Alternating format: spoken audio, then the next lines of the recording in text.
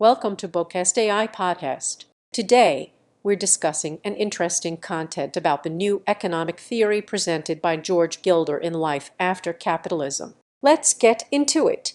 I'm excited to discuss this. What's the main point of the content we're covering today? According to Gilder, the current economic era has transcended capitalism due to government intervention and a focus on knowledge. He argues that the true source of wealth is knowledge, not material things, and growth is driven by learning. That's a fascinating perspective. Can you elaborate on how this affects our understanding of wealth and economic growth? Gilder says that money is a measure of time, not a commodity and the only truly scarce resource. He also emphasizes the importance of information theory, which separates content from conduit, and information is independent of its material substrate.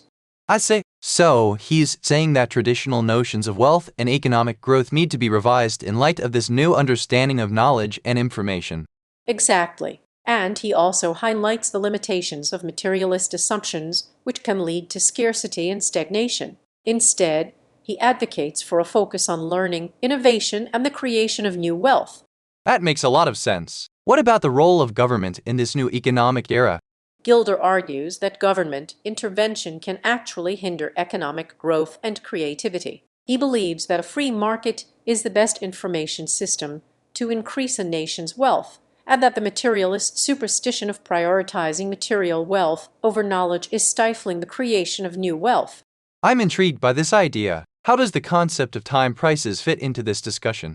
Time prices are a key component of Gilder's theory. They measure the true cost of goods and services, taking into account the value of time and the scarcity of knowledge. This provides a more accurate and nuanced understanding of economic growth and wealth creation.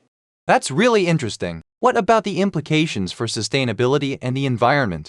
Gilder suggests that the focus on sustainability and the environment can actually be a form of emergency socialism which stifles innovation and creativity. Instead, he advocates for a focus on human ingenuity, learning, and the creation of new wealth.